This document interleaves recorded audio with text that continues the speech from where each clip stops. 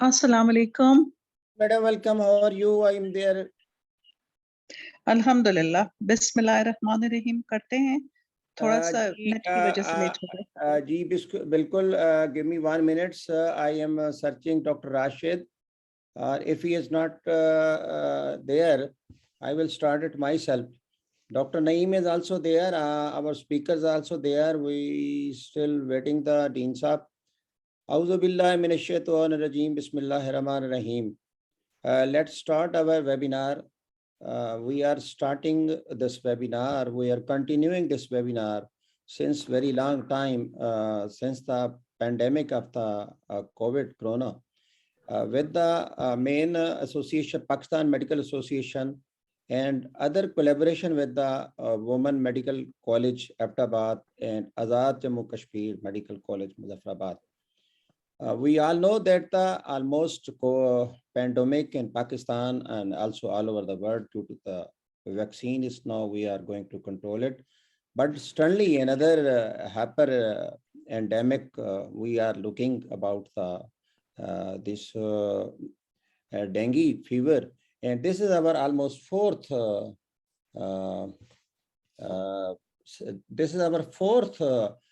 webinar. This is our fourth webinar, and I am in webinar. This is our fourth webinar, and we will continue it. And our speakers today, Professor Junaid, Rasheed, thank you very much for coming, joining, and speaker from and panelist, Dean Saab. He is also very kind.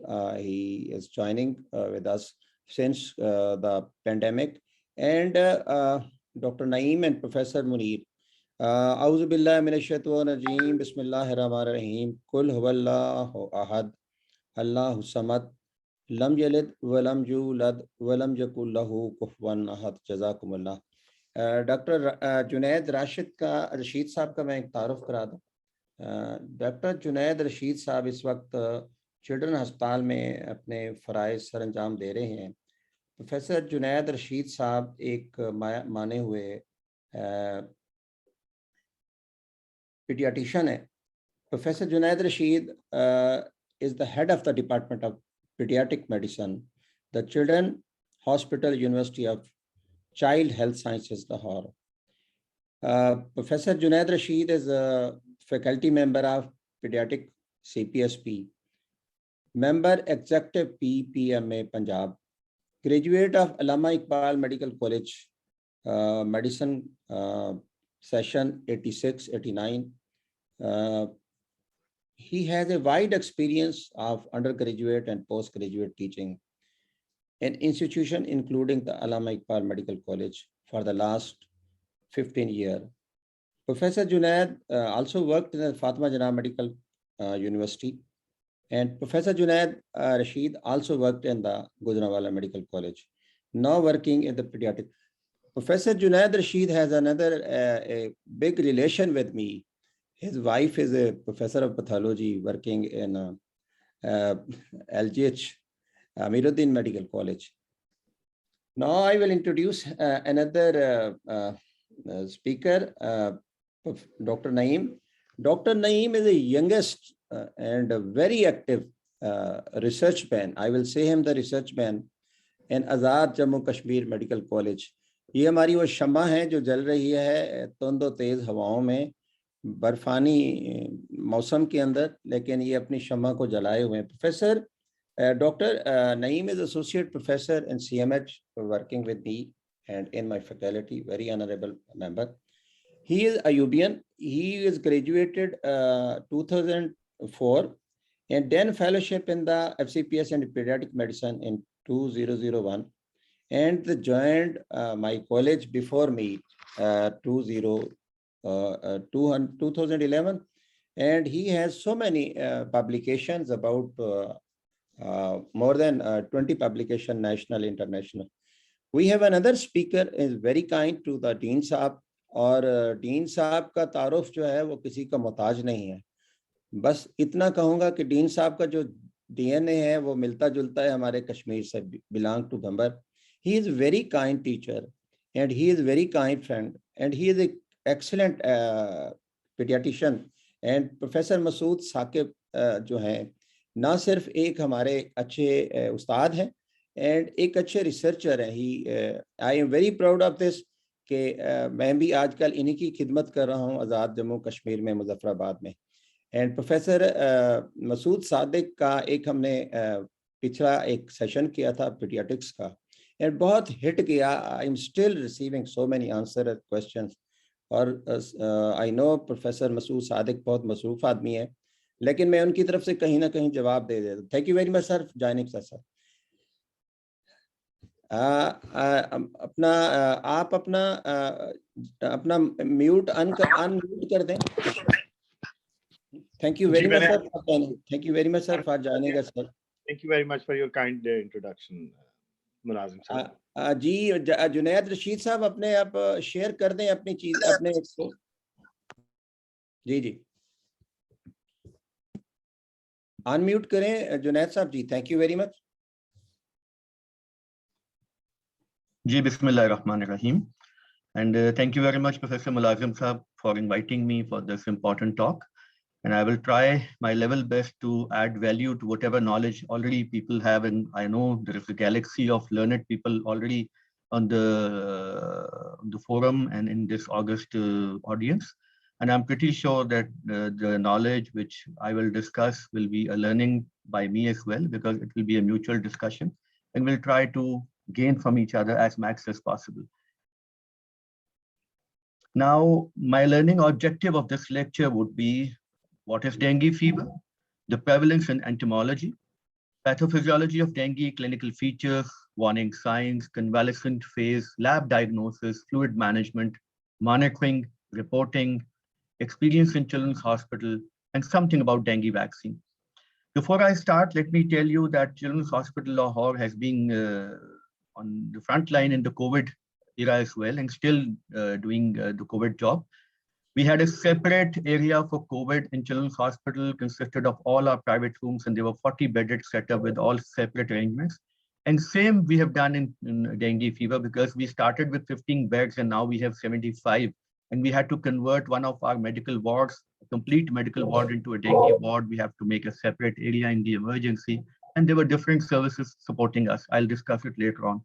And right now we are having around 65 patients in our hospital admitted.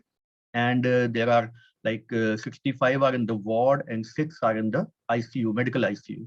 So there are around 71 patients already admitted right now, pediatric patients in Children's Hospital Lahore. Now, the global prevalence of dengue fever, you all know that this is common in tropical and subtropical countries, and Pakistan is one of them. The map is showing that Pakistan, India, Far East, and Africa, they're all affected by dengue virus, except from the flavivirus group, which is the same as the yellow fever virus. I know you people all know about that. In Pakistan, the data has been, in 2011, the main epidemic, which turned out to be having 14,000 registered cases. I'm pretty sure there must be around 3 to 4 times more than that unregistered cases, and 300 documented deaths. And then the graph was a little less, and gradually again we had incidents, high incidents throughout 2019, around 24,547 children, and the epidemic and outbreak in 2021 is ongoing, and the data will be shared obviously when the data is completed. Now it's potentially, it's known as a fatal vascular permeability disease, and it's common in children. In 1950s, when it started, it was considered to be a self-limited, simple febrile enanthem with a little mortality. Then the immunopathogenesis was suggested after discovery of second infection-related severity. पहले इसका नहीं पता था कि second infection में severity करती, but later on it was discovered. It was found to grow more abundantly in cultures of peripheral blood monocytes from dengue virus immune humans. Jin patients में already human में हो चुका था, उनके monocytes में इसका abundant culture grow हुआ as compared to non-immune, जिससे पता चला कि there is an immunogenicity related. An antibody-dependent enhancement was discovered, and that was also because of the cross-linkage of IgE microbe, और ये जिसको पहली मर्तबा होता है उसकी antibodies बनती हैं. In the second attack, there is an antibody enhancement phenomena which leads to the typical leakage syndrome in dengue fever. Maternal dengue virus antibodies might protect newborns from dengue virus infection for several months. ये भी discover हुआ कि माँ को during pregnancy, if the mother comes across dengue fever, she can transfer antibodies transplacentally to the child, and that can prevent infection for several months. But once the baby has antibodies, there is the first infection which occurs postnatal, or postpartum, or post-delivery can lead to a vascular permeability syndrome, but because that will be a second exposure of the newborn after the one which has been done through the mother during pregnancy. So the infant dengue vascular permeability syndrome can occur with the first dengue viral infection, if at all the mother has had it during pregnancy and transferred it to the baby.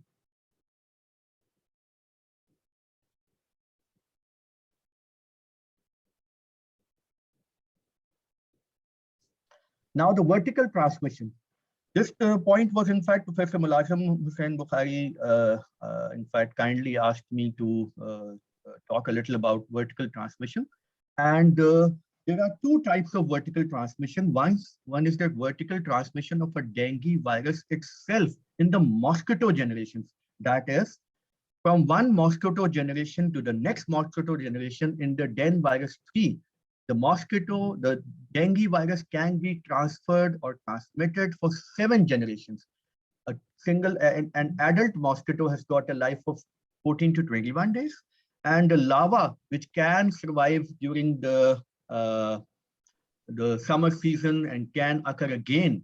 In this case, the dengue virus can survive in the mosquito for around all throughout the summer season and regenerate, and throughout the transgenerational transmission. एक से दूसरी नस्ल जब मच्छरों की आएगी, the virus can be maintained in that for 5 to 7 generations.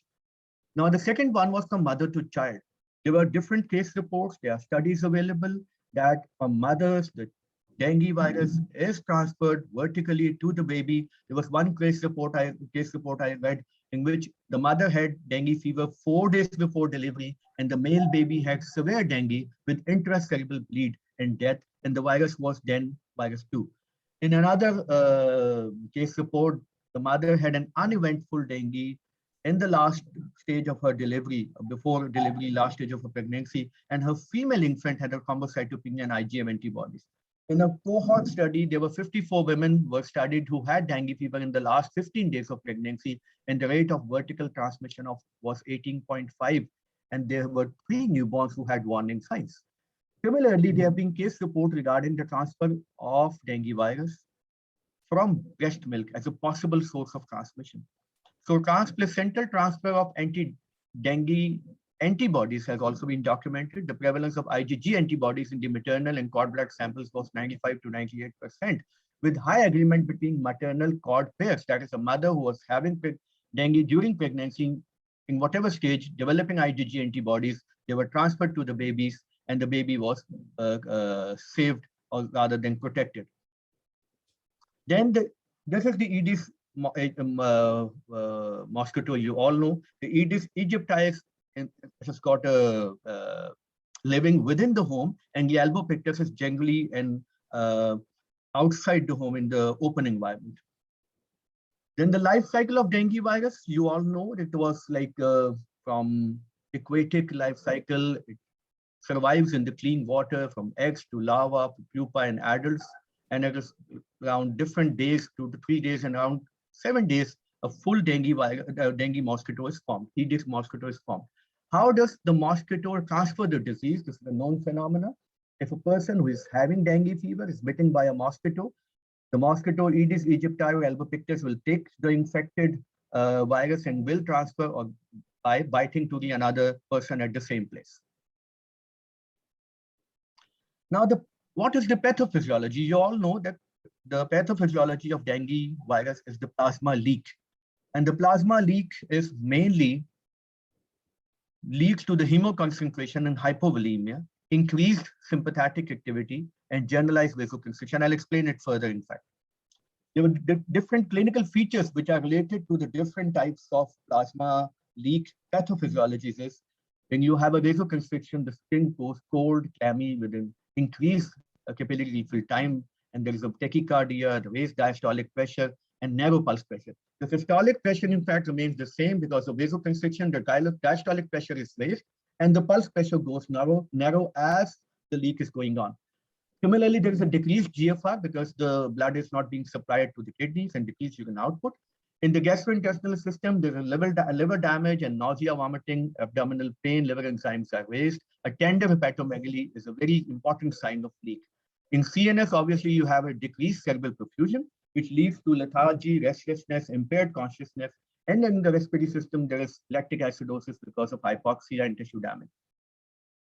Why thrombocytopenia? It is because of low production of thrombocytes, increased consumption because of DIC, direct infection of platelets, as we all know, and the virus can kill platelets, and increased destruction of platelets by activated macrophages. Now, what are the different clinical features of dengue virus infection? The clinical features are, if a dengue virus infection happens to anybody, it can be asymptomatic or undifferentiated, or it may be symptomatic. The undifferentiated fever, the symptomatic one may be a simple dengue fever or dengue hemorrhagic fever. Now, one point is very important to be told and cleared here, that any person who is having dengue fever does not get dengue hemorrhagic fever because of a mismanagement of dengue fever. It's not a conversion from a dengue fever to a dengue hemorrhagic fever. A dengue fever is the one who is generally the first infection, and it will remain as dengue fever, and it was destined to be dengue fever to start with.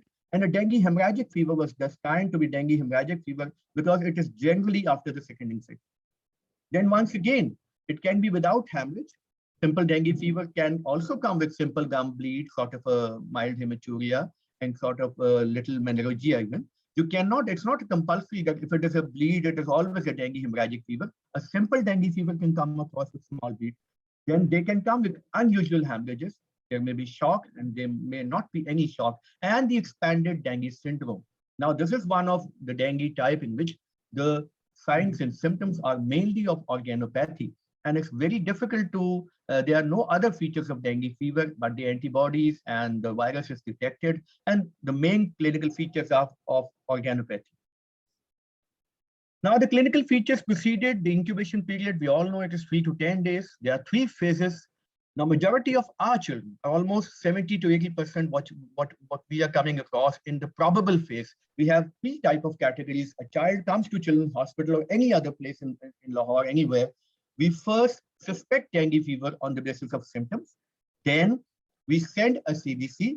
If the CBC is suggestive with a leukopenia and thrombocytopenia, leukopenia below 4,000 and the thrombocytopenia below 1 lakh, that is considered to be a probable case. Even if we don't have a leukopenia below 4,000, if there are warning signs, a tender hepatomegaly, restlessness, shock-like condition, a narrow pulse pressure, that is excessive vomiting, in fact, or heavy bleeding from any side, that is considered to be a confirmed or probable case till the time we receive a report. So we admit any probable case with us, and once a probable case is admitted, in the first 5 days, obviously it is confirmed by NS1 and later by antibodies. Most of the children, they go from the febrile phase to the recovery phase. But some of them who are having a second infection and who are having an antibody enhancement phenomena, they come across a critical phase in between a febrile and a convalescent phase. And let me tell you, all the children which came to us with a leaking, the parents were never knowing when this febrile phase, when this child had the previous infection. And the immune response, the antibodies which are formed, are typical only for the infecting serotype. Now, the fever, clinical features are fever from 2 to 10 days, essential criterion. Headache, let me tell you, you all must have come across children. I came across many children who were able to express, telling their parents, "Ke mama, mere sar mein bahut shadeed dard ho rahi." And the mother used to come with this complaint that this 4-year-old child is able to tell me that she's having severe pain in the head. Then retroorbital pain. This pain even can persist beyond dengue fever. My own family members, they had dengue fever and they're still saying after 1 week that the retroorbital pain is still persisting. Myalgias and a bone breaking, you know, the adventitia of the bones are involved, and that leads to the excessive bone pains. At times they are so similar to those of the bone pains of oncology of leukemia. Arthrasia, rash, bone bleeding manifestations. Simple dengue fever can have epistaxis, hematemesis at all. Abdominal pain, decreased urine output. Now, this is very important. Any child coming to us we are suspecting dengue, even if we are not sure, the shock is not yet clear, but a decreased urine output in the last 6 hours if the child has not passed urine, that should raise an alarm. And in infants, we had 2 children admitted with us, one of 5 months of age, the other of 10 months of age. The 10 months age child was the first child who came to Children's Hospital, and he was received from another private setup in full shock, and that he was straight away taken to the ICU, and mashallah, he survived. Day before yesterday, one of the mother coming to my clinic, she told me that her 42 days old child had dengue fever. And they are having dengue fever in their family otherwise as well.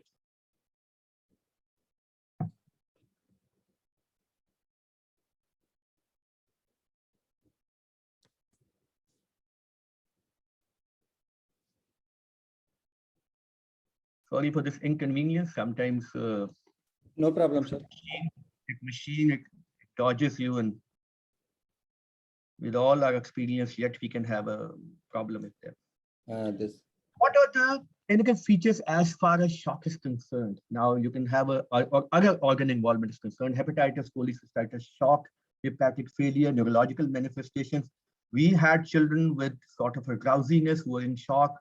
We had children with raised enzyme. Now here, one point is very important. There is a reversal of SGOT, SGPT. You all be knowing, we came across liver reports showing an SGOT of 300 and something and an SGPT of 100 and something consistently. Then a pericholecystic edema. If the ultrasound tells you that there is a pericholecystic edema and there is a leak in the pleural cavity and abdominal cavity with mild pleural or moderate pleural effusion, whatever is the type or quantity, it is a confirmed leak. This is WHO classification of dengue fever. Now DHF, dengue hemorrhagic fever, has got type 1, type 2, type 3, type 4, depending upon the gravity of the bleed and the shock-like condition and the thrombocytopenia. Now these are the symptoms: simple dengue fever. You can have headache, muscle pain, rash, bleeding gum, and headache. Now this graph is one of the most important. I will stop here for a while and try to explain. We will repeat it when we come across other things. The febrile phase can go for 3 days, 4 days, 5 days. We had children for 6 days in febrile phase, even 7 at 1 or 2 children. Generally, a child can go into critical phase after the febrile phase. The fever rises like this during the febrile, and by the time fever goes down, the critical phase comes, if at all the child is not going to the recovery. And the critical phase is consisting of shock and bleeding. Then there is reabsorption of fluid in the recovery phase. एक बच्चा हमारे पास आ जाता है बुखार के साथ. Now it's very important to know it will be a sudden rise of fever. It is not a slow rise. This is very typically different from typhoid fever. We have to understand that in typhoid fever we have a slow rise of fever, and in dengue fever there's a sudden rise, 103, 104, even 105, and the children are having severe headache, and then the fever subsides. Like by day 3 or 4, the fever starts coming down. Doctor Sahab, aaj isko thoda sa waqt hai, 100, 101 ho raha hai, and then suddenly there is a stoppage of fever. Now the time comes. So any child coming on day 3, usko dakhil kar. Because if you send somebody on day 3, if a child comes on day 4 within a shock phase or a leak phase, then it is difficult, and it turns out to be a fault कि आपने बच्चे को time पे दाखिल नहीं किया था. So any child who's in febrile phase on day 1, you might not admit, send a CBC, repeat a CBC on day 2. Sequential CBC का फायदा होता है, आपको serial platelets के कम होने का पता चलता है. If the serial platelets go down 30,000 per day से ज़्यादा आपके fall कर रहे हैं, तो ये बच्चे का इम्कान है कि ये dengue fever है और ये इसका इम्कान है कि he might bleed. And the hematocrit will be normal in the initial stage. जहां ये fever down होगा वहां ये fall करना, platelet count fall करना शुरू हो जाएगी, hematocrit rise करना शुरू हो जाएगा. We have seen पहले दिन platelet 201, 202, दूसरे दिन करीबन जाकर 130, 120, third around 60, and then 20, 30, and then there is a leak evident during the rapid fall of platelet count. Now, what are the warning signs? Now, a child might not come with the fever. The fever might have settled. हमारे पास ऐसे बच्चे आए जिनका बुखार 2 दिन पहले, 1 दिन पहले टूट चुका था. You know, you have the message which has to be conveyed to the family is that generally, if a child is having fever for 3-4 days, the parents are in trouble. They are awake whole night, and the moment fever is okay, आपको phone आता है, doctor साहब अल्लाह का शुक्र है, इसका बुखार टूट गया है. But this is to be told and warned to the parents that dengue, the fever subsiding is an alarm.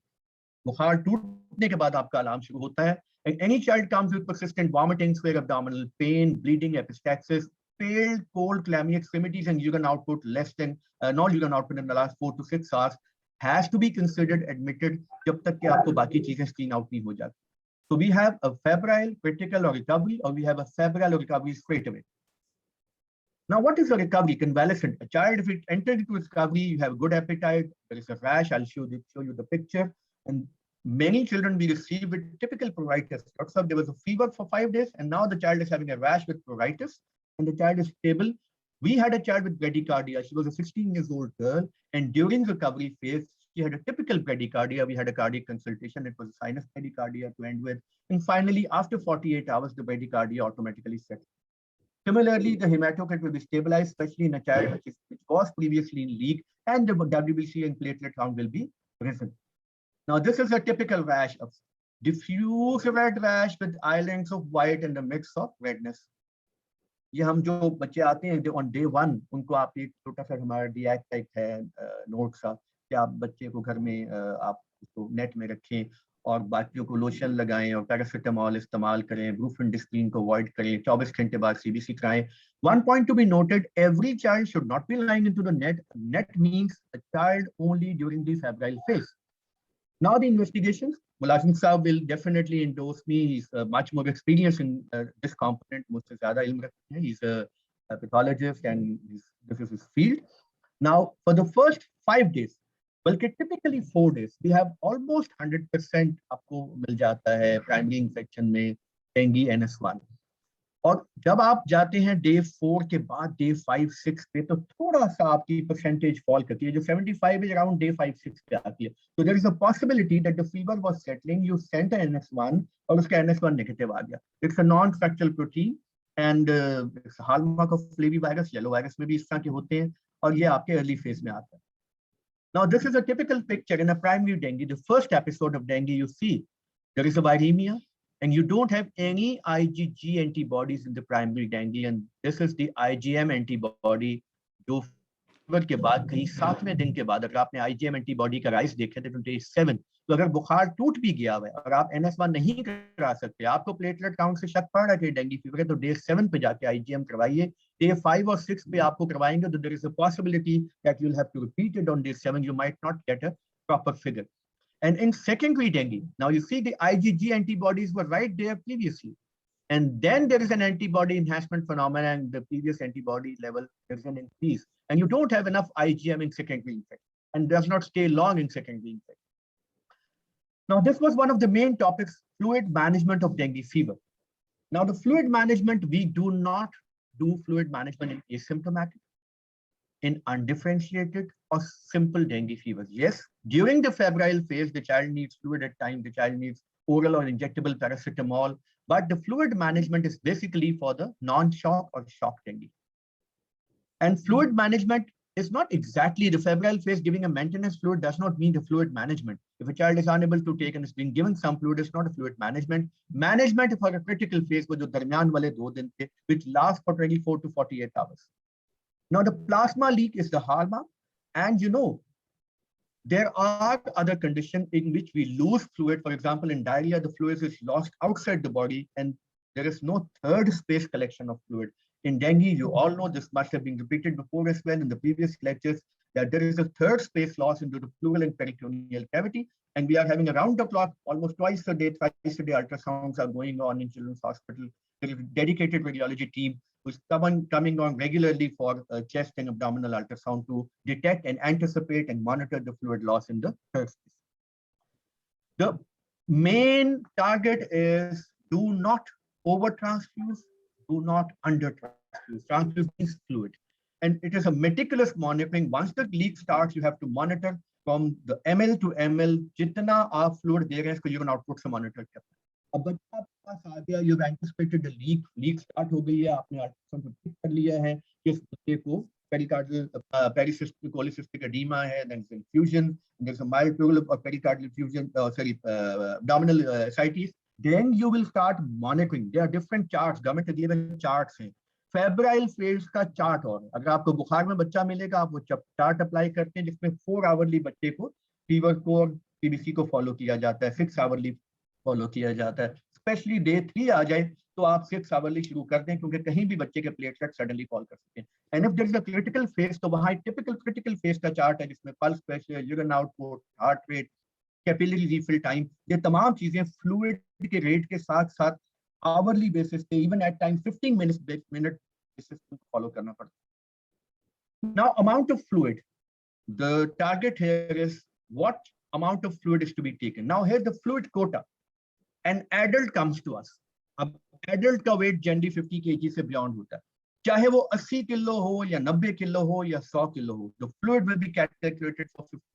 Adult में हम 50 kg से ज्यादा नहीं जाते, but the principle is that you calculate the ideal weight of the child. For example, a 4-year-old child is generally 16 kg weight, उसका ideal weight 16 kilo है, तो आप कहते हैं भी 16, अगर वो बच्चा 25 किलो से आ गया या 20 किलो से 4 years पे आ गया, you will not give it the fluid, calculate the fluid according to 25 kg, you'll calculate and give according to the lower version, ideal weight and present weight, whichever is lower.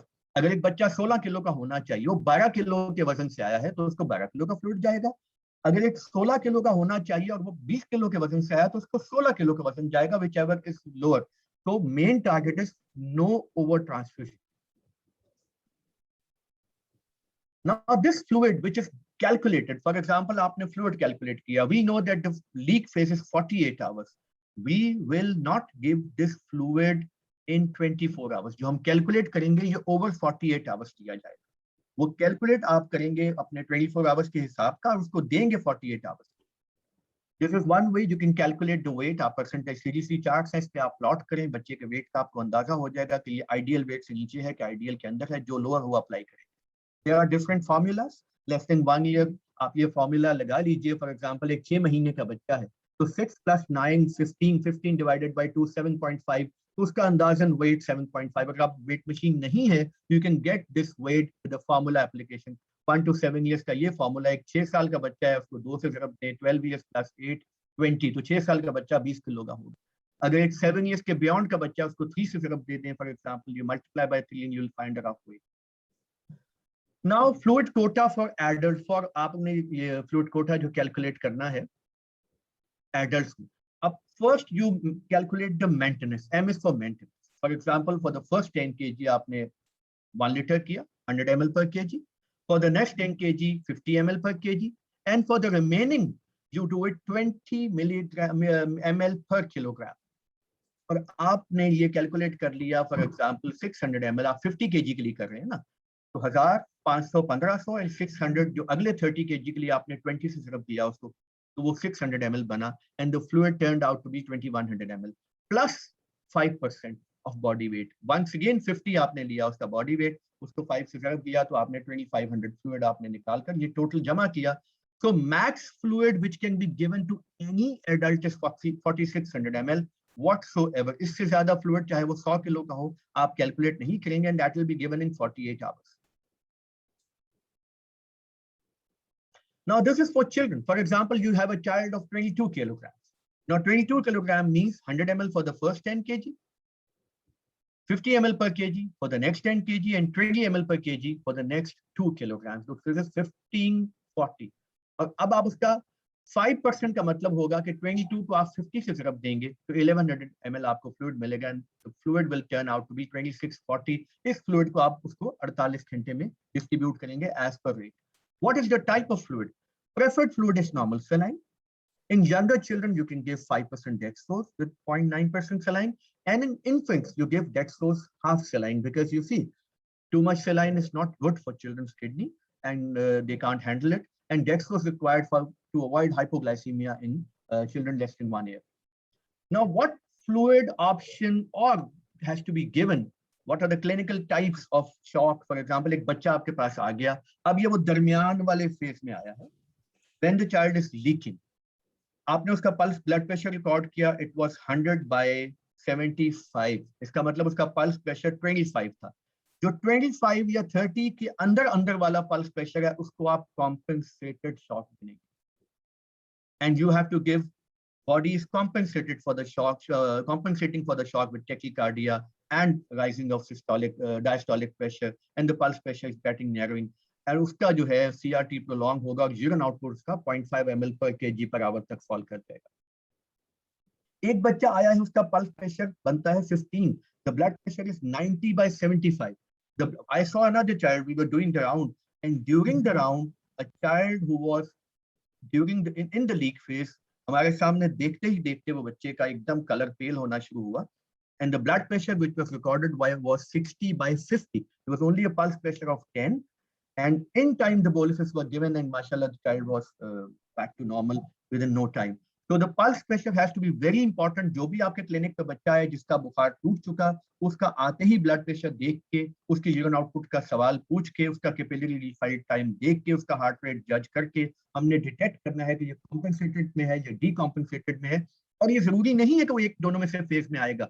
If a child might be in leak but not be in shock of any type, the pulse pressure is good. हमारे पास बच्चे आते हैं जिनका leak का evidence होता है, तो pulse pressure is 40, और वो थ्रूआउट द लीक उनका इतना कम लीक रहता है कि वो पल्स प्रेशर 40 ही रहता है। And the leak can be, then type of fluids की हम बात कर रहे थे, कोलॉइड्स। अब इनका क्या यूज है? मैंने शॉक के बाद कोलॉइड्स की इसलिए बात की कि आपको कोलॉइड्स का यूज वहां, you need it where you are already short of your fluid. For example, you calculate a given amount of fluid, the child went to shock, you had to give boluses, too much of fluid was given, and now very less fluid is left for a very longer time. अभी leak का time आपके 22 घंटे रहता है और आपके पास 300 ml fluid देने को रह गया। तो उस सूरत हाल में you will avoid crystalloids and you will give Dextran. We have been given, हमने कल रात भी एक बच्चा शॉक बनाया था, had to be given Dextran. We gave another Dextran in ICU. हमारे Dextran इस्तेमाल हो रहा है, Dextran 40, एंड जनरली हमें कल रात वाले को तो एक ही देना पड़ा था, लेकिन आप 3 डोजेस भी दे सकते हैं 24 आवर्स में। It has got a high osmolality, it stage with in the vascular volume and can avoid leak. जो लीक होती है वो आपका फ्लूइड प्लस प्रोटीनेशियस मटेरियल होता है, प्रोटीन होने की वजह से ही दोबारा रीअब्सॉर्ब होता है। सिमिलरली आप now one important point before you give Dextran, for example, you are anticipating to give Dextran, तो आप उस बच्चे का ग्रुपिंग क्रॉस मैचिंग पहले करवा लीजिए, because giving a Dextran and then, for example, बच्चा ब्लीड में जाता है तो Dextran might interfere with the grouping and cross matching. Now this is the typical graph. एक बच्चा जो हमारे पास वो वाले 48 आवर्स जो दरमियान में थे क्रिटिकल फेज में, उसमें आ गया। तो this is an anticipated hypothetical calculation. ये हाइपोथेटिकल कैलकुलेशन है कि बच्चे की जब लीक स्टार्ट होगी तो पहले 6 घंटे में अंदाजन इतनी होगी, अगले 6 में इतनी होगी, अगले, this is a hypothetical. You can have a child throughout in 1.5 ml per kg per hour 48 के 48 घंटे। You can have a child who went from 1.5 to 3, back to 1.5, back to 5, back to 1.35, back to 10, zigzag, flat, gradual increase, यहाँ से ही fall कर जाए, 24 hours के अंदर ही सारा leak कर जाए। You can have a leak of full volume within 24 hours. So it's not compulsory कि आप एक बच्चे को चुनाचे। The most important point here is that when the child comes to you in the clinic or the hospital or the emergency and you feel that the child is leaking, तो पहला सवाल जानना जरूरी है कि इसको बुखार टूटा कब, और ये अंदाजा लगाना। आप उससे सवाल पूछते हो डॉक्टर साहब कल रात 3 बजे बुखार टूटा था, दैट मीन्स कि आपने अगले 48 घंटे के लिए फ्लूइड कैलकुलेट करना है और अगले 48 आवर्स उसको देना है। चुनाचे वहां से आपने कैलकुलेट करना है कि 1.5 ml हो, 3 ml हो, 5 ml हो वगैरह। Now for example, you can receive a child in shock. Somebody came to you, हमारे पास बच्चे आए हैं जो आए ही शॉक में थे। शॉक का मतलब ये कि they have already gone through the first 24 hours और वो यहाँ खड़े हैं और वो ऑलरेडी अपना फ्लूइड लूज कर चुके हैं। तो ये बच्चे को जब आप बोलसिस दे लेंगे तो इसका मतलब ये कि ये ऑलरेडी उसके पीक पे है, तो यहाँ से ग्रेजुअली आप उसका फ्लूइड नीचे कम करते जाएंगे। Now this diagram, this picture is important. Now there are compensated and decompensated shock. I told you that a child who comes with a pulse pressure which is more than 20, less than 30, a urine output which is 0.5 ml per kg per hour. जब हम shock में बच्चे को fluid देना शुरू करते हैं तो हमारी टीम जो वहां मॉनिटर कर रही होती है वो कांस्टेंट उसका यूरिन आउटपुट देखती है। नीचे यूरिन बैग लगा होता है, साथ उसके बिगट लटका होता है, बिगट में उसका यूरिन आउटपुट साथ एक घंटे बाद देखा जा रहा होता है कि इस 1 घंटे में इसने कितना यूरिन पास किया। If it is more than 1 ml per kg per hour, तो फ्लूइड की speed come. If it is less than 0.5 ml per kg per hour तो फ्लूइड की स्पीड ज्यादा, अगर 0.5 और 1 के दरमियान उसका थ्रू आउट लीक जहां जहां रहेगा, जिस वॉल्यूम ऑफ फ्लूइड आप दे रहे हैं, मसलन आप उसको यहाँ पे है बच्चा 1.5 ml per kg per hour, और यहाँ उसका यूरिन आउटपुट जो था वो फ्लूइड 1.5 जा रहा है, यूरिन आउटपुट 0.5 से 1 के दरमियान है, तो आप उसको वहां मेंटेन करें। अगर वो 1 से ज्यादा हो गया, आप 1.5 से भी नीचे चले जाए। अगर 0.5 ml per kg per hour से यूरिन उसका नीचे चला गया तो आपको ऊपर जाना पड़ेगा। तो it has to be a close monitoring, and we saw a lot of children going into a zigzag leak, not a uniform leak. तो once you receive a child एक compensated shock में आया, आपने एक बोलस दे दिया और ये bolus आपने 2 घंटे में देना। The difference is अगर decompensated में था less than 20 तो ये bolus as fast as possible आपको 2 IV लाइन भी लेनी पड़ सकती। After giving bolus you see for improvement. If there is an improvement तो आप चले जाइए फिर दोबारा इस शॉक से निकल आया, इंप्रूवमेंट हो गई, अब आपने उसको 5 ml per kg per hour, फिर 3 ml per kg per hour, फिर आप ग्रेजुअली यूरिन आउटपुट की मदद से देखते जाइए। कोशिश ये करनी है कि हम फ्लूइड उतना दें, अगर बोलस भी देना है तो we will give bolus till the time the pulses are palpable. अगर आप बोलस दे रहे हैं एंड यू फील कि पल्सेस बहुत अच्छी आ गई हैं, गुड वॉल्यूम आ गई हैं, तो यू विल नॉट नीड कि आप उसको बोलस को पूरा कंटिन्यू करें, उसके बाद आप उसको स्लो फ्लूइड पे जा सकते हैं। And if there is no improvement, जो कि बड़ा कॉमन होता है, अगर डीकॉम्पेंसेटेड शॉक है, 20 ml per kg push might not lead to an improvement, you can give another 10 ml per kg push. Now this point is so important because हमारे पास बच्चे overload में आए। In some periphery, a child was already given more fluid, considering that the child is shocked. उनको अंदाजा नहीं था, जब बच्चा रिसीव हुआ, you have to understand whatever fluid is being given will go into the fluid cavity. आप देते जाएंगे, उसकी लीक चैनल खुले हुए हैं, ग्लाइकोकेलेक्स उसका लीक कर रहा है, उसके वेसल्स का कैपिलरी का जो डालते जाएंगे वो प्लूरा और पेरिकार्डियम सॉरी उसमें अब्डोमेन में जाता रहेगा और वो सारे का सारा वापस आएगा और फिर बाद में फ्लूइड ओवरलोड से आपको उसको मैनेज करना पड़ेगा। If at all the child is not improving after the second, आपने 2 दे दिए pushes, then you have to see कि आपके पास कितना फ्लूइड रह गया। यहाँ आप उसको डेक्स्ट्रान भी दे सकते हैं। इसका हेमाटोक्रिट आपको बार-बार चेक करना है before and after the push. और आप देखेंगे कि अगर हेमाटोक्रिट उसका राइज करता जा रहा, यहाँ पे कैसे पता चलेगा? एक एविडेंस यूरिन आउटपुट का है, haematocrit will go more than 20%। मतलब एक बच्चा 25 हेमाटोक्रिट बेसलाइन पे आया और उसका 3.6 10%, 3.10 उसका 43 हेमाटोक्रिट हो गया, 20%। अगर उसका 40 हो गया या 39.6 हो गया तो 10%। तो even 10% haematocrit is a leak and 20% means कि बहुत रैपिड लीक हो रही है। वी सॉ चिल्ड्रन जिसका एक दिन पहले 36 था, अगले दिन 49 था। और प्लीज इसको जो है प्लेटलेट के साथ हमेशा मत जोड़िए। We have seen a sudden fall in platelets, एक दिन पहले 190, अगले दिन 50, बच्चा total shock. So you have to be very vigilant when there is a last day of fever. और इसमें ब्लड ट्रांसफ्यूजन की भी इंडिकेशंस आ जाती है। For example if you did a haematocrit and you found that the haematocrit has a 10 points fall, आपने कहा ये तो बच्चा लीक में है, इसका तो हीमो कंसंट्रेशन होनी चाहिए, हेमाटोक्रिट ऊपर जाना चाहिए। Why is the child had a hematocrit of 40 previously and a 30 now, and the child is still in with the cold peripheries and pale?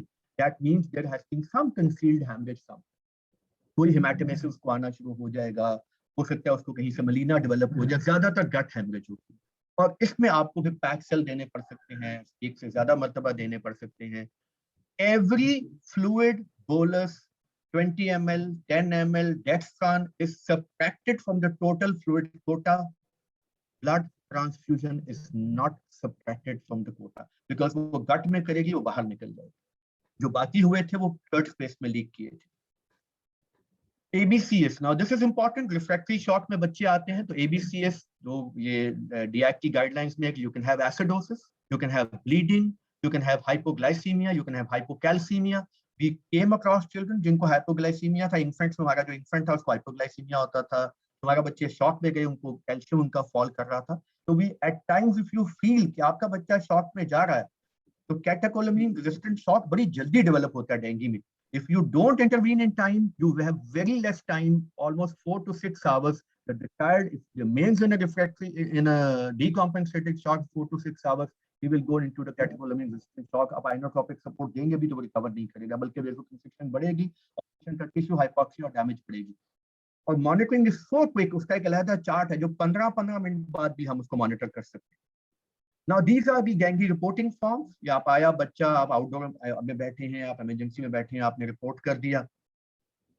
These are the admission forms. ये आपने बच्चे का admission criteria, ये discharge criteria. Now this is the febrile, वो जो पहले 3 दिन में बच्चा आया, देखिए it is written day 1, day 2, day 3. If you receive a child on day 3, इसको यहाँ से फिल करना शुरू.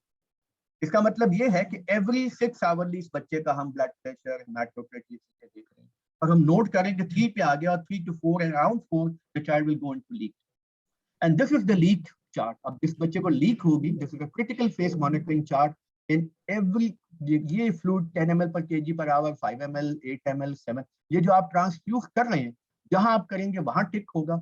उसके पैरेलल नीचे उस वक्त का यूरिन आउटपुट, उस वक्त का पल्स प्रेशर, उस वक्त की टाइम, उस वक्त की उसकी जो है हेमाटोक्रिट, वो साथ साथ होगी. और ये चार्ट एक हॉरिजॉन्टल फॉर्म में एक्स एक्सिस पे, सॉरी वाई एक्सिस पे, और एक एक्स एक्सिस पे टाइम टाइम टाइम फिल होता जाएगा. Now this is at the end of presentation मैं थोड़ा सा अपना एक्सपीरियंस चिल्ड्रन हॉस्पिटल का शेयर करूंगा आपसे. We had to make a new ward. हमने एक पूरा डिपार्टमेंट चिल्ड्रन हॉस्पिटल को दिया.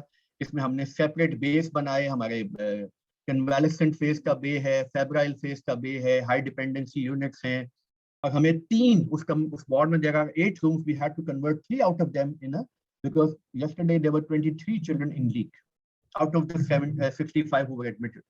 So we started from 15 beds. Now there are 75 beds, and there are 6 separate ventilated beds in the ICU, 1 pediatric medicine unit converted, and we have separate bays and a separate room in the emergency. We also prepared a separate room. कमरे हमारा emergency में पूरा room है जहाँ पूरी team बैठी हुई है.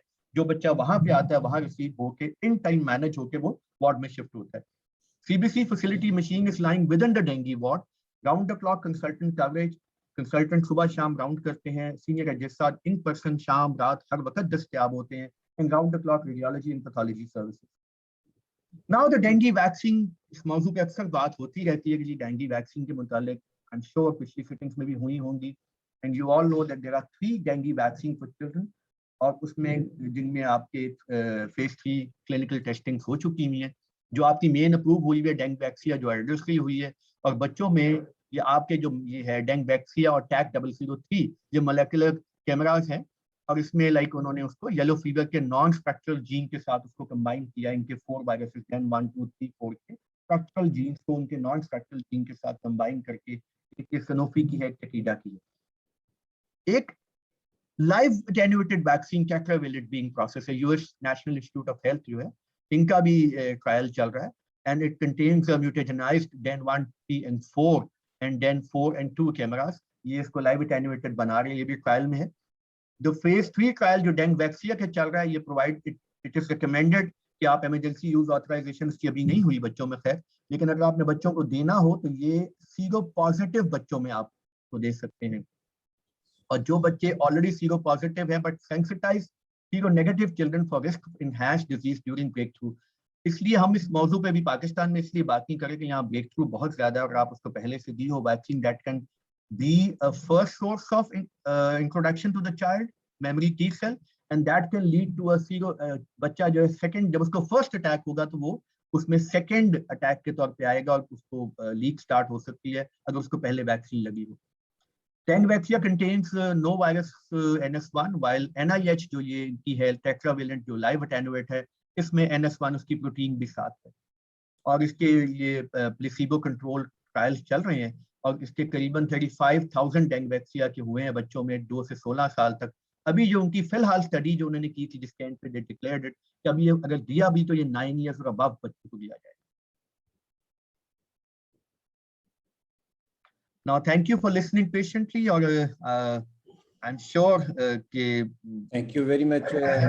मैं अपनी जो August audience है उसको थोड़ा बहुत value add कर सकूं. So most welcome for the advice of our panelists. Any questions? We'll start question answer after a few minutes of Dr. Naheem and then Professor Masood Sadiq, and then there will be question answer. Professor Dr. Naheem, what you can add, what are you doing in Azad Jammu Kashmir Medical College, Muzaffarabad? Dr. Naheem, unmute करें. Thank you very much, Professor Junaid, for such a comprehensive talk. till now in Zafrabad, in our hospital in CMH, we have 6-bedded dengue ward, and during throughout the month of October, we had almost 100% bed occupancy. But in last week of October, number of cases have declined, and almost all cases which we managed, they were of simple dengue fever. None of them went into dengue shock syndrome or dengue hemorrhagic fever. And I think only less than 2% cases we were able to give them sportive platelet transfusion. So as far as our experience is concerned in Muzaffarabad, we received almost those cases which were routinely cases of simple dengue fever. Thank you, Dr. Naheem. This lecture is being recorded for the final year MBBS. And now I will request Professor Masood Sadiq, Dean of the University. Thank you very much, sir. Thank you, Professor Mulazim. I think Junaid has given such a comprehensive talk. There is not much left to say, but as you know, I'm primarily a pediatric cardiologist. So whenever it comes to any pediatric context, I think it's important to highlight the relevant cardiac manifestations of that particular illness. And in that context, I would really like to add on that if you look at the literature, and I think we have seen at our institution as well, although dengue patients are primarily being managed by our pediatric team, led by Professor Junaid, Professor Attia, and Professor Javed. But I think a certain percentage of these patients actually do get cardiac manifestations. And a couple of things which are very crucial in terms of monitoring these patients. One of them is the presence of bradycardia. If you see any child who develops bradycardia, I think that should be taken as a sign of cardiac involvement and should be taken very seriously, because these patients then can decompensate very quickly. And if you look at the literature, one of the major manifestations or one of the major manifestations of cardiac involvement is bradycardia. It is usually a sinus bradycardia. Although other cardiac arrhythmias have also been described in dengue fever, like you can get even heart blocks in these patients. Second important consideration in these patients is the presence of myocardial involvement. When these patients go into dengue leak syndrome or dengue shock syndrome, not uncommonly they will have not only raised cardiac enzymes, CKMB, but they actually have evidence of cardiac dysfunction on echocardiography. So if you perform echocardiogram in these patients, you will see that these patients might be having significant systolic or diastolic ventricular dysfunction. Some of them actually may have small amount of pericardial effusion as well, and that's part of the dengue leak syndrome as well. So it's an important consideration when you are actually dealing with these patients who have severe dengue, both dengue leak syndrome and dengue with shock, or some people call it secondary dengue as well, because they tend to be more sicker than the primary dengue syndrome. The question would be when to actually go for an ECG or echocardiogram in these patients. I think ECG is something you would always do if you find any evidence of tachy or bradycardia. I think you should get a 12-lead ECG and make sure that you are not missing an evolving heart block, a significant bradycardia, or some sort of an arrhythmia. I think echo is more controversial because most centers who actually deal with these patients do not have that facility. We are very lucky at Children's Hospital that we have a cardiology team and an on-call person around the clock who can come in and do an echocardiogram. So most of the time, this will be a clinical evaluation when you would look at the child and make sure that the child does not have signs of ventricular dysfunction. And if so, that needs to be treated properly. But I think if the facilities exist and if your child is going down in terms of cardiogenic shock or shock per se in a dengue situation, you should get an echocardiogram that will facilitate your management. Because if you have a diastolic dysfunction with adequate filling, the management line will be different. If you have a significant systolic dysfunction, although myocarditis per se is relatively rare, then the management strategy will be slightly different.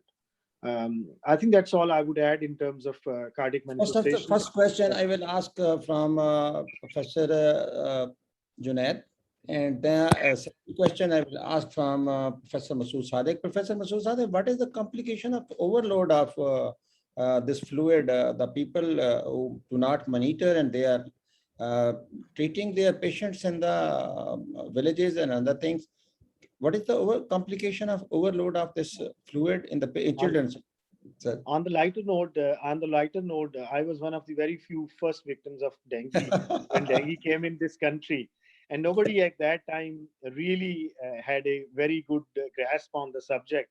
And I still remember I was overloaded personally and got very sick.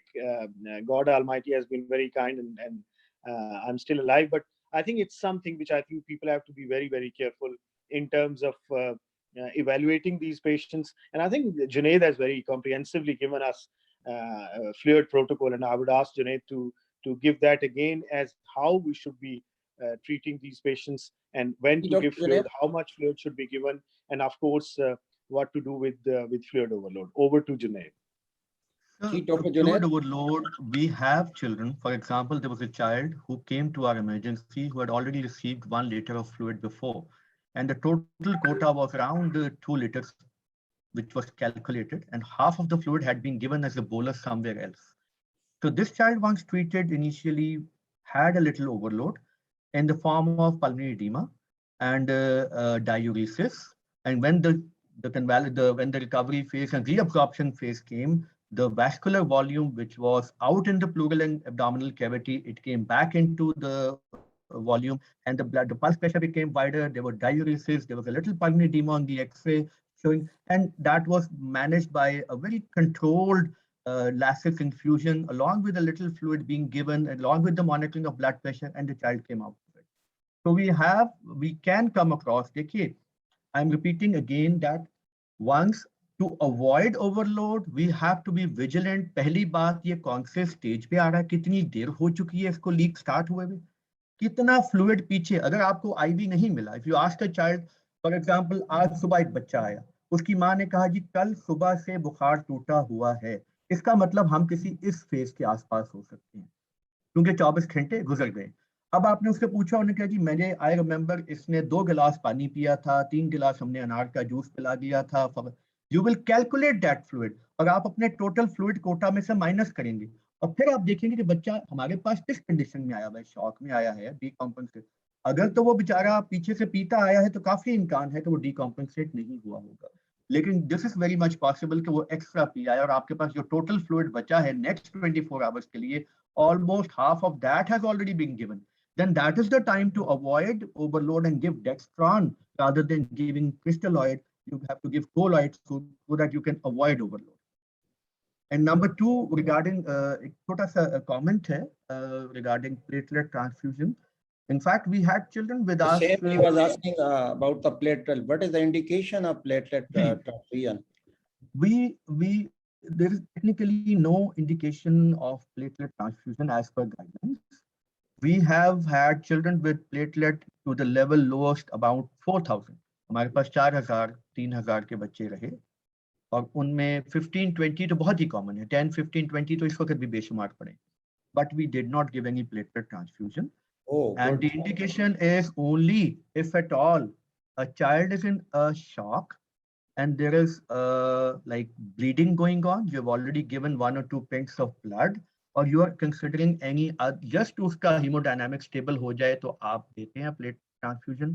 ये भी बच्चा जो shock में गया, जो जिसका haematocrit बहुत ज्यादा सडन ड्रॉप हुआ, जो ब्लीड किया, जिसमें पैक्सल लगाने पड़े, उसकी ऑनगोइंग ब्लीड रोकने के लिए, या if at all a dengue child comes with appendicitis, for example, एक बच्चे को कोइंसिडेंस है, कोमॉर्बिडिटी है, या डेंगी हुआ है, कोई सर्जरी करनी, बाजू टूट गई, कुछ हो गया, and now the surgeon says कि I want a given level of platelets for a given surgery for a given period of time. मैंने 1.5 घंटे की सर्जरी करनी है, मुझे इसमें प्लेटलेट ऊंचे चाहिए. That is probably 1 or 2 relative indication जहां हम प्लेटलेट उसको कुछ दे सकते हैं, because this is also being literature में है कि प्लेटलेट ट्रांसफ्यूजन एक तो ओवरलोड में ऐड करती है, दूसरा it can enhance the cytokine release. तो इससे वो जो बच्चे में वो फिनोमेना चल रहा होता है रैपिड लीक का, साइटोकाइन रिलीज का, वो एनहांस हो सकता है. तो हम platelet transfusion, we are not giving platelet transfusions to our One children. of the question from Dr. Ahmed, my student, he is asking, can we give the dextran to the patient who is going to show the renal compromise? देखिए, renal compromise इसका temporary होता है. We don't have enough time. For example, एक बच्चा हमारे पास आया है, अगर वो ऑलरेडी रीनल फेलियर में है तो फिर हम स्टार्च एज एन ऑप्शन ले सकते हैं rather than dextran.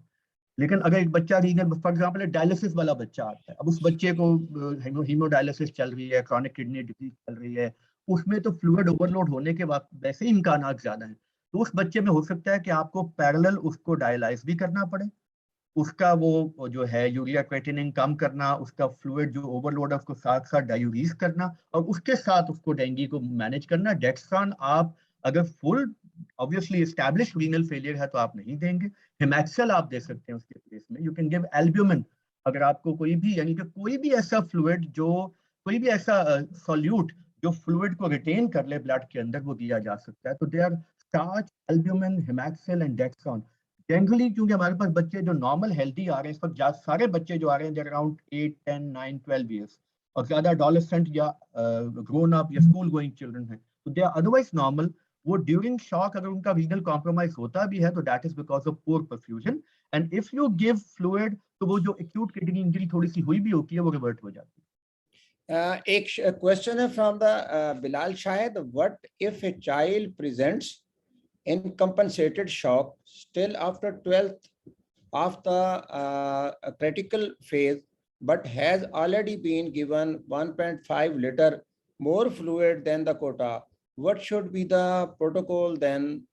Hematocrit was 50 and not falling.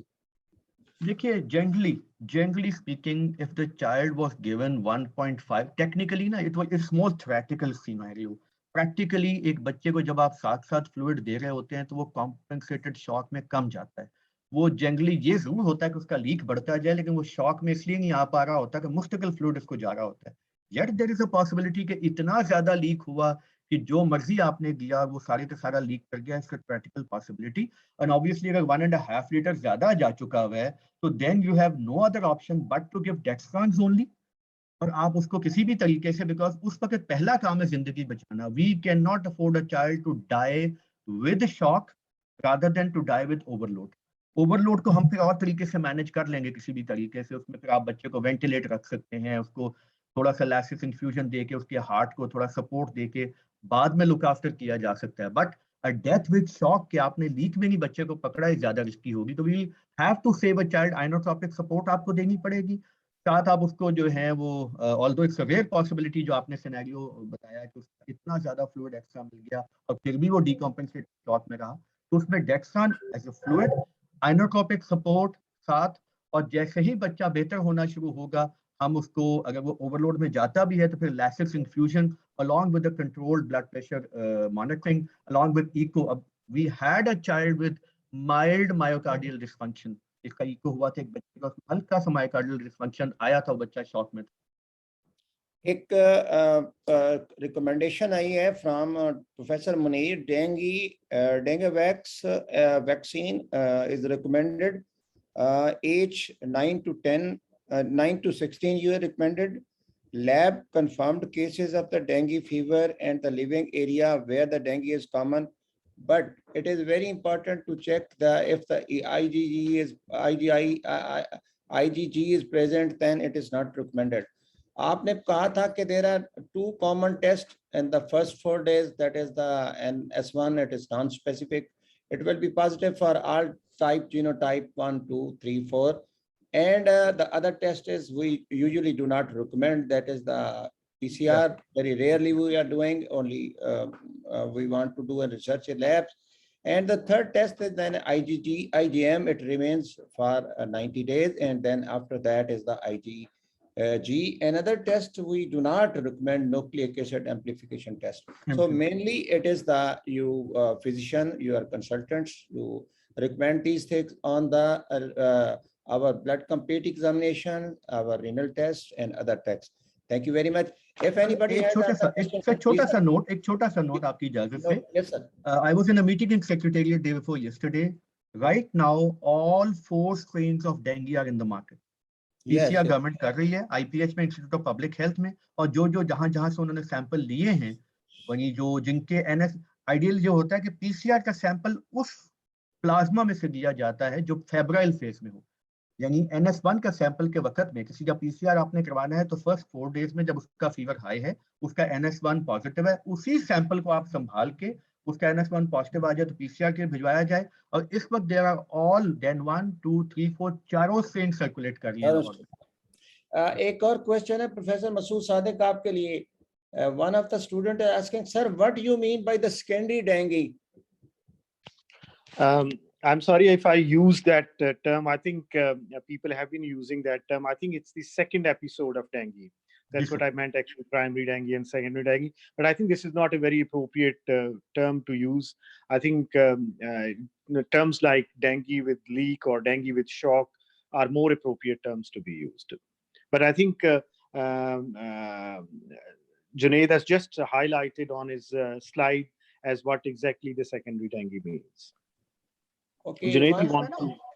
हाँ जी सर, इसमें देखें once again in a primary dengue अगर आप देखिए dynamics, primary dengue means first attack, simple incubation period, fever, ये एंटीबॉडी शुरू हुई है आपके कहने का मतलब है प्राइमरी डेंगू जो पहले हो चुका और पहला अटैक है, दफा हो चुका। ओके जी सर, एग्जैक्टली ये सेकेंडरी डेंगू है। ओके जिसमें आईजीजी एंटीबॉडीज पहले से देखिए प्राइमरी में आईजीजी एंटीबॉडीज अभी बनेगी नहीं होता, और सेकेंडरी में आईजीजी एंटीबॉडीज ये पीछे से चली आ रही है और ये एनहांस हुई है। ओके, एक क्वेश्चन जो मेरे लिए, और सर यहाँ एक छोटा सा नोट और है, एक गिवन टाइम, यानी अब इस वक्त डेंगू की एपिसोड चल रही है ना सबको, तो जिसको डेंगू इस वक्त होगा ड्यूरिंग दिस गिवन पैंडेमिक, यानी जो इस आउटब्रेक में उसको दूसरा अटैक नहीं होगा, उसको इतनी सिक्योरिटी मिलेगी आईजीजी एंटीबॉडी से कि second attack during the same, यानी एक बंदा मुझे सवाल पूछे कि सर इसी दफा में मुझे 2 दफा डेंगू हो जाएगा, तो वो नहीं होगा। अच्छा, एक क्वेश्चन जो मेरे रिलेटेड है about the platelet. One of the student is asking what is mega platelet. Mega platelet, अगर आपके पास मशीन नहीं है ना प्लाज्मा फेरिसिस की, तो यू कलेक्ट द 6 पेशेंट्स और जिनका 200 से ज्यादा प्लेटलेट होने चाहिए। एक यूनिट जो है हमें इम्प्रूव करता है 5000 से 10,000 यूनिट पर लीटर। लेकिन आजकल मशीनें बड़ी अच्छी आ रही हैं। I hope you are showing Professor Junaid in your lab is working there. Even you can take the mega unit from one single patient. Single donor. But sir, if the machine is not available, like in other areas, like in Tehsil headquarter and district headquarter and other headquarter, we collect usually olden days 6 बंदों को लेते थे और वो भी जब एक लगता था तो वो दूसरा खत्म हो जाता था, यानी तो even a single dose you can improve 30,000 to 70,000. As you told, we rarely use the platelet. It is only the you maintain the fluid. Thank you very much. हमारी जो डीएग में डिस्कस हुआ था हमारी जो एडल्ट मेडिसिन में Mayo में last year एक पेशेंट 0 प्लेटलेट के साथ मैनेज हुआ। तो अभी बल्कि मेरे सामने जस्ट आखिरी 2 बातें, मेरा एक डाटा हमारा चिल्ड्रन हॉस्पिटल का भी मेरे सामने आया है। हमने we have suspected around 1600 children, out of which around 165 are confirmed और बाकी प्रोबेबल भी करीबन 300 सवा 300 से ऊपर है। तो ये पूरे आप समझिए कि ये पूरे साल का तो है, लेकिन ये ज्यादा जो है ये 1 सितंबर से लेकर अब तक 1600 बच्चे सस्पेक्ट हो चुके और करीबन कोई 165 के अराउंड कंफर्म हो चुके। Thank you very much.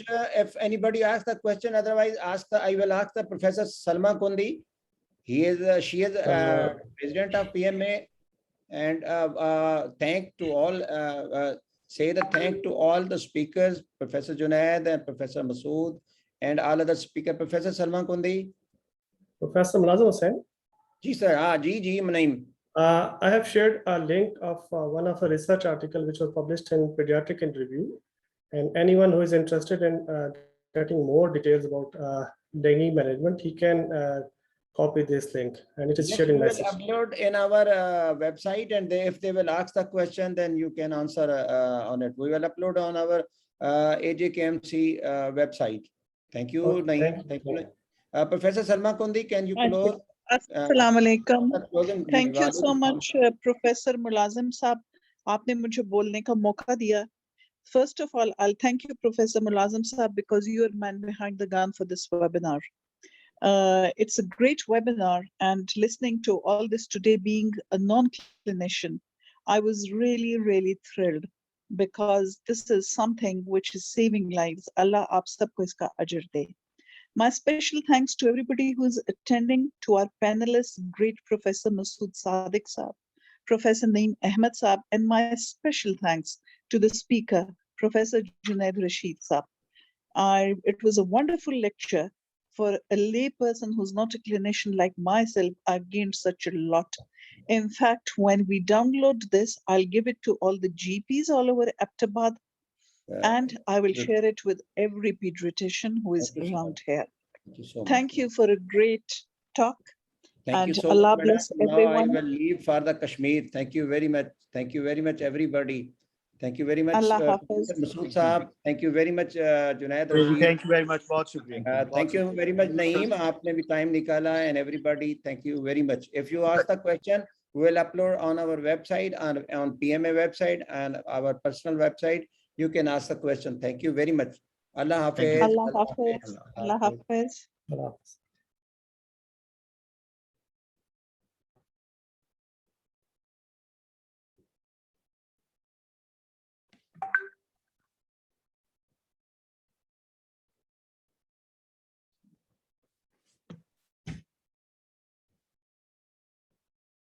Okay, मेरे पापा. Allah Hafiz. Allah Hafiz.